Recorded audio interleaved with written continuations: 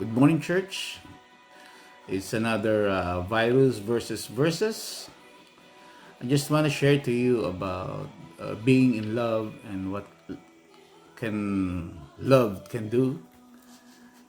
Isn't that ironic that the things that happening here in earth is positive to the Lord?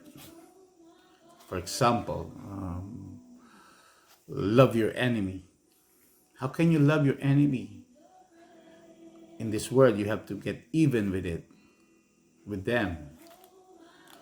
Or if somebody slapped you on your left cheek, you have to give it your right cheek. I don't think I can do that. In Romans 12:14, bless those who persecute you, bless and do not curse. If your enemy is hungry, feed him. And if he is thirsty, give him something to drink. Wow. And the only thing that you can do all of these things if you are in love with the person. If this is your husband, or your wife, your kids. But if it's not, that is a hard thing to do. That is why Jesus can do all of these things and teach us to do these things because he is madly in love with his creation. And that is you, me, us. That's what love can do. Just want to share to you that I'm in love, not only to Vivian, but to my first love. Sorry, Han, you are not my first love. I know my first love before I met you. And we came across again this pandemic. There's a saying that love is sweeter on the second time around. Wow, so romantic, isn't it?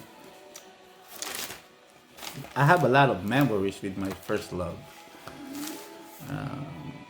But before that, aren't you excited to know who is my first love? Of course, it's Jesus. It's Jesus. I have a lot of memories with my first love, Jesus, before I really know him. But there's a lot of memories that I still remember. To share to you some of it is I remember when I was still in my kinder grade. There's a man in our classroom who's selling this religious items and these images that when I saw this picture, I really love to have that picture. But the problem is I don't have that money. The money that I have is only for my food for the whole day. But deep inside my heart is that I really want to get that picture because I'm in love. It doesn't matter if I got hungry, so I bought the picture. And another one that I still remember when I was in third grade, there's something inside of me that I want to give to the Lord. And I was in before going to school, we have a waiting area, and that is the church, the Catholic church. That's where I go to school. And then there's a wooden box there, a donation box where you drop those money in the church service. And I pretend myself that I'm playing on top of it. And then when I know that nobody's looking at me, I drop the money. I try not to let anybody see me that I dropped the money, because I don't know what to tell them if they ask me why did I do that. But there's inside of me that I want to give it to the Lord, and I feel really, really good. I can do all these things because I'm in love. I really don't know him by then, but there's inside of me that we have the connections. There's another thing that I want to share to you. Oh, the traffic in the Philippines. Even the traffic is the worst thing that you can encounter every day. But when you are in love, even the traffic is a very good thing for you. For example, when you were courting a girl, and then you're going to bring her home to her house, I am always praying that that there's a traffic, so I can spend more time with her in the bus, so I can talk to her. I can spend more time with her. As you can see, the negative things that happen in our life turns out to be a positive, because we are in love. Just like the Lord, just like in the Lord, the things that happening to us is nothing as long as you're in love with the Lord. That is why it doesn't matter whatever situation are you in right now.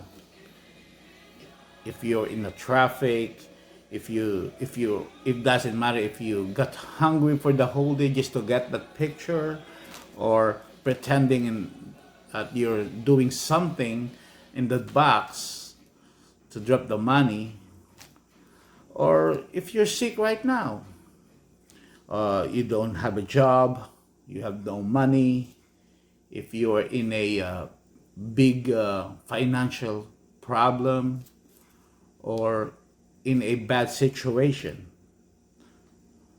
all those things are nothing as long as you are in love with the Lord. How are you gonna do those things? We have to have a right relationship, through prayer and reading the book of life, the Bible, because Jesus has proven it way back 2,000 years ago. He has proven his love to us. Remember in 1 John 4:19, we love because he first loved us. Before we know him, he already loved us. He already died for our sins. He knows that we're gonna get sin, but he already died for us. And in John 15:6, I choose you. He chose us, not we did not choose him. It's he who's holding us, not us holding him. And you know that the greatest demonstration of love, of his love to us, and when he died for us while we were sinners. Isn't that a wonderful demonstration of love, that he died for us while we were sinners? And there's another thing that I really love when I read this from the book of Psalms 8:4. It says, "What is a man that you are mindful of him, and a son of man that you care for him?" Who are we that his mind is full of us? He's always thinking of us. He always cares for us, for you, for me. Even that the world thinks us we are nothing in this world, but for him we are special. We are his masterpiece. Spend more time with us, creating us, giving his breath to us. That's how much he loves us. He is madly in love with us. He is the creator of heaven and earth. All we have to do is just to focus to the Lord, seek Him, fall in love with Him, and know Him more. He's just waiting for us patiently. Remember, He is very gentle and kind. He's just waiting for you, for me, to talk to Him through prayers. And I want to leave you this word before I end this my sharing. Be in love with the Lord, stay in love with the Lord, and find someone to love for the Lord. And this is Brother Dennis. Thank you for listening, and stay in love with the Lord. I love you.